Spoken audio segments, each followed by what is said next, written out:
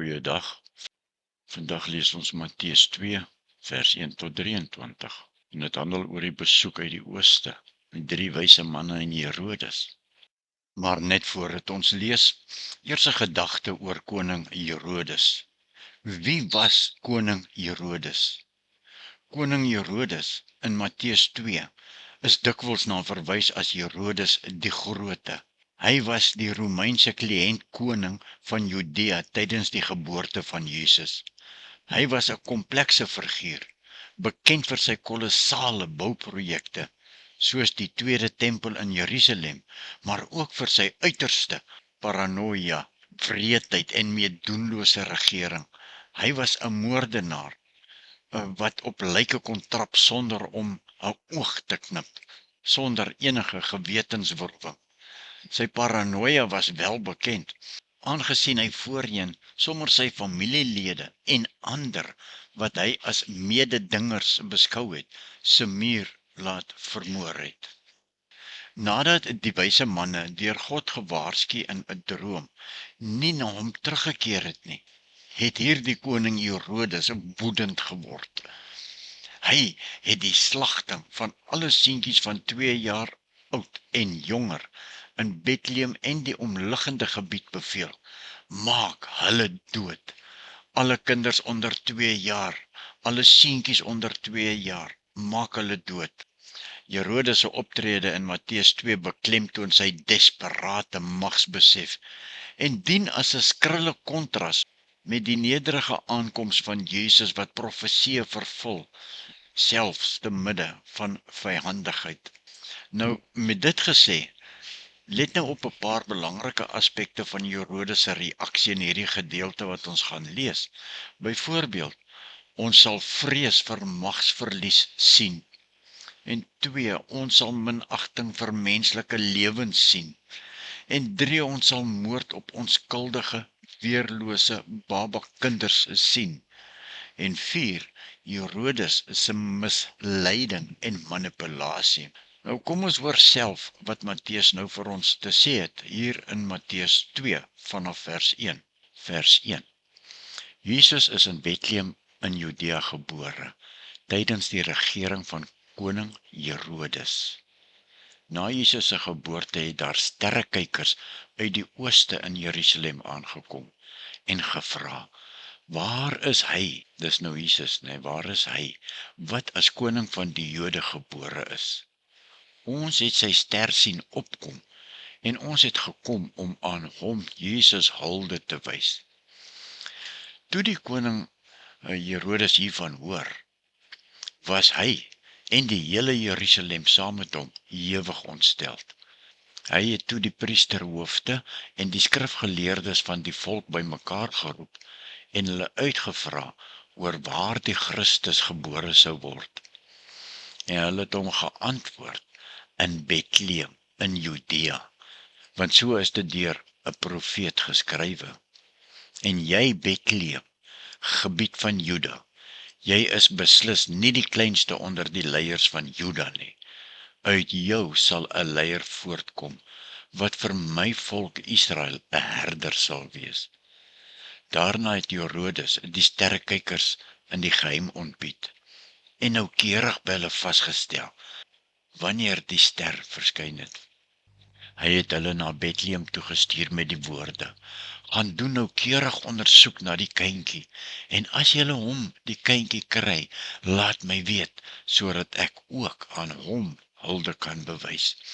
Nadat hulle die koning aangehoor het hulle vertrek, en kyk, die ster wat hulle sien opkom het hulle gelei, totdat dit gaan staan het, bo die plek waar die kindjie was. Toe hulle die ster sien, was hulle baie bly. Hulle het in die huis ingegaan en die kindjie saam met Maria, sy moeder, gesien. En hulle het gekniel en aan hom hulde bewys. Daarna het hulle reissakke oopgemaak en vir hom geskenke uitgehaal, goud, wierook en mirre. En omdat God hulle in 'n droom gewaarsku het, om nie na Herodes toe terug te gaan nie, het hulle met 'n ander pad na hulle land toe teruggegaan.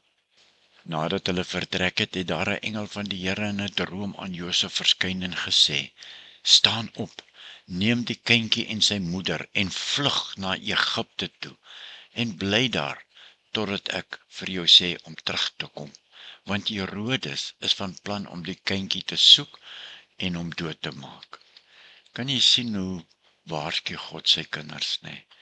Josef het toe opgestaan en in die nag die kindjie en sy moeder geneem en na Egipte toe vertrek en daar gebly tot die dood van Herodes. So is vervul wat die Here deur 'n profeet gesê het: "Uit Egipte het ek my seun geroep." Ja, en dan kyk ons nou na die kindermoord, vers 16. Toe Herodes agterkom dat die sterrekykers hom in die steek gelaat het, het hy woedend geword. Hy stuur toe soldate en laat in Bethlehem en die hele omgewing al die seentjies van 2 jaar en jonger doodmaak, ooreenkomstig die tyd wat hy noukeurig by die sterrekykers uitgevra het.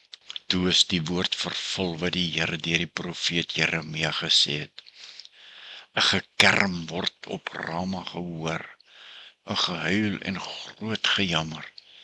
Rachel treur oor haar kinders en wil nie getroos word nie, omdat hulle nie meer daar is nie."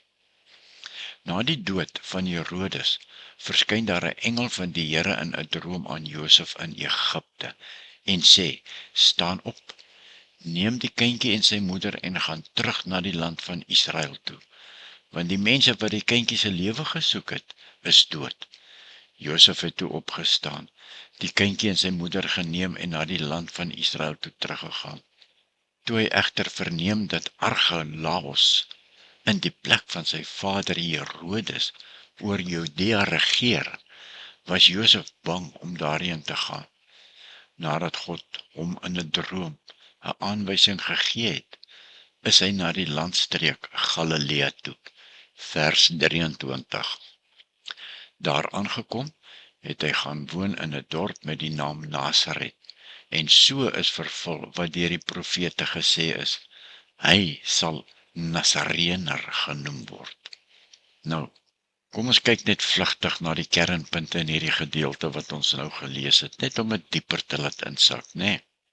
Die wyse manne se besoek en Jesus se ontsnapping na Egipte vervul die Ou Testamentiese profeseë daar in Micha 5 vers 2 en Hosea 11 vers 1.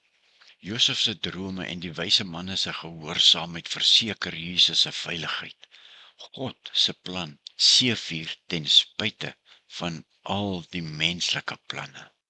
En ons sluit af vir vandag met 'n paar belangrike aspekte van Herodes se reaksie.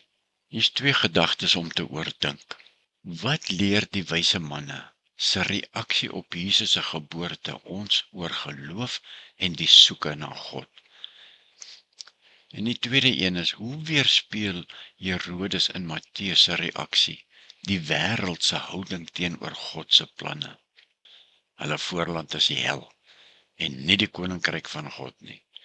Hierdie reaksie van Herodes weerspieël hoe die wêreld dikwels op God se planne reageer, met vrees en pogings om dit te ondermyn of te vernietig tot hulle eie voordeel. Seën, vrede vir julle almal in Jesus Christus. Amen.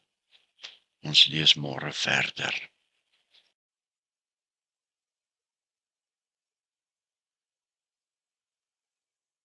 Nou, wat ons nou so pas gelees het ons gesien dat 'n profesie is vervul. Die wyse manne se besoek en Jesus se ontsnapping na Egipte vervul Ou Testamentiese profeseë. Ons hoor daarvan in Micha 5 vers 2 en Hosea 11 vers 1. Dit toon dat Jesus die lang verwagte Messias is. En dan sien ons ook God se beskerming, nê, dat Josef se drome en die wyse manne se gehoorsaamheid verseker Jesus se veiligheid. God se plan seëvier ten spyte van menslike planne. Ons sluit af vir vandag met 'n belangrike aspek van Herodes se reaksie. Hoe weerspieël Herodes se reaksie die wêreld se houding teenoor God se planne. Ja, ek kan maar net sê dat dit is vrees vir magsverlies, minagting van menslike lewe, misleiding en manipulasie, maar God se planne kan hy, Herodes, nie stop nie. Hierdie reaksie van Herodes weerspieël hoe die wêreld dikwels op God se planne reageer, met vrees en poging om dit te ondermyn of te vernietig tot hulle eie voordeel. Seën en vrede vir julle almal in Christus Jesus. Amen.